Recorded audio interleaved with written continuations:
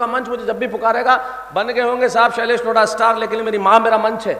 मैं जो कुछ बना हिंदी और उर्दू के मंच से बना हूं, और यहां पे खड़ा हूं। ये मंच मुझे जब भी बुलाएगा मैं आके खड़ा होऊंगा, क्योंकि आदमी को अपनी जड़ों को कभी भूलना नहीं चाहिए। आज भी मेरी जड़ें यही है, और ये मंच सच बोलने का काम करता है। जिस दिन इस मंच ने सच बोलना बंद कर दिया, आप यकीन मानिए दुनिया में सच बोलना बंद हो जाएगा, और इस देश में सच बोलने की आवश्यकता सबसे ज्यादा है। कमाल का देश है साहब, कैसा अद्भुत देश है ये।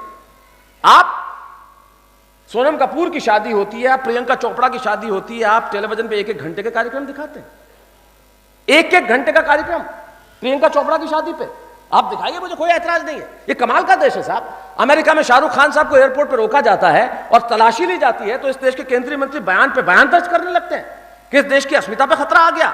लेकिन वो कलाम साहब जिन्होंने जुल्फ के एक झटके से देश की अस्मिता का सबसे बड़ा प्रतीक बनाया, उन्हें दिल्ली के एयरपोर्ट पे रोका गया और पूछताछ की गई, तब मंत्रियों के कानों पे जूं नहीं रहेंगी, तब सच बोलने की आवश्यकता है। वाह वाह वाह वाह, क्या बात है, क्या बात है। प्रियंका चोपड़ा की शादी पे दिखाइए, आप बहुत समर्थ अभिनेत्री है, विश्व सुंदरी है, गौरव है हमारा।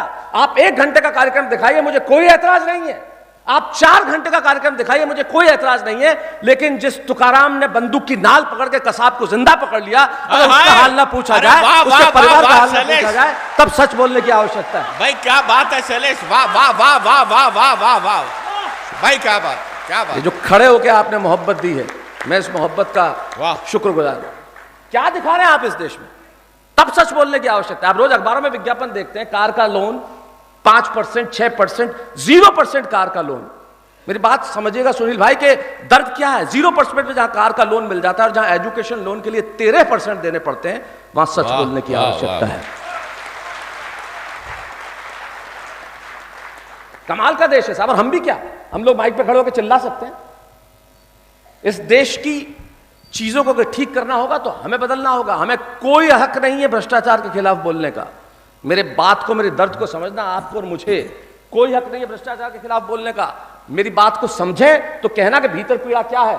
इस शहर में, अपने शहर में खड़ा हूं इसलिए बोलता हूं, अपने लोगों के बीच में कोई हक नहीं है मुझे और आपको भ्रष्टाचार के खिलाफ बोलने का। और हक इसलिए नहीं है कि मैं भ्रष्टाचार का या आप भ्रष्टाचार के समर्थक हैं। हक इसलिए नहीं है कि मैं, अगर सड़क पे मुझे कोई पुलिस वाला बिना कागज के रोक ले, मैं 200 रुपए देकर छूटना चाहता हूं, क्या मैं भ्रष्टाचार के खिलाफ बात करूंगा? मैं नंबर बढ़वाने के लिए अपने टीचर के घर मिठाई का डब्बा लेकर जाता हूं, क्या मैं भ्रष्टाचार के खिलाफ बात करूंगा? मैं टोल टैक्स बचाने के लिए गाड़ी साइड से निकालता हूं, क्या मैं भ्रष्टाचार के खिलाफ बात करूंगा? मैं सड़क पर कोई किसी महिला को छेड़ दे तो रोक के पूछता भी नहीं, क्या मैं भ्रष्टाचार के खिलाफ बात करूंगा? मेरे घर में बिजली का मीटर तेज चलता है, मैं तार फंसा के उसे धीरे करना चाहता हूं, क्या मैं भ्रष्टाचार के खिलाफ बात करूंगा?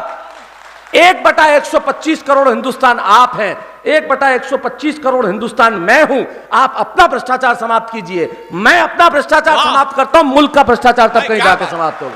वंडरफुल वंडरफुल, क्या बात है, क्या बात। भाषण देने से भ्रष्टाचार समाप्त नहीं होते। हम लोग कौन है? हम लोग चाय की दुकान पे अखबार पढ़ते हैं और कहते हैं कि यार ये बाल मजदूरी कराने वालों को तो फांसी पे चढ़ा देना चाहिए। ये छोटू 3 चाय ला। वाह वाह, ये हमारा सच है। तब पंडित गोविंद व्यास की सिर्फ एक पंक्ति कि फुर्सत तो मुझे भी थी बहुत देश के लिए, जब पेट भर गया तो मुझे नींद आ गई। वाह, क्या बात है, क्या बात है। तब कहता हूं देश को भाषा बदलनी चाहिए। इस माइक पे खड़े होकर कहता हूं कि मुझे देश के प्रधान से कहना चाहता हूं कि बदल दे भाषा, भाषा बदले।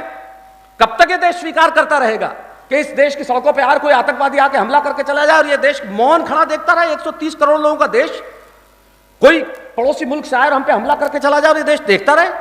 तब कहता हूं मारवाड़ का बेटा बनकर अगर आपको लगे कि हिंदुस्तान को यह भाषा बोलनी चाहिए, मेरा रस नहीं है, मेरा विषय नहीं है, आदरणीय जगदीश जी को समर्पित करता हूं। 30 सितंबर 1980 मेरा पहला कवि सम्मेलन, उस दिन इन्होंने पहली बार कविता, 38 वर्ष मुझे मंच पे हो गए, इतना सा था तब से मैं आया, तब ये 4 पंक्तियां समर्पित करता हूं। आपको लगे कि देश की भाषा ये होनी चाहिए, तब कहता हूं कि सच है, इरादे हमारे विध्वंसक नहीं है, हमने आज तक कभी तोड़फोड़ नहीं की।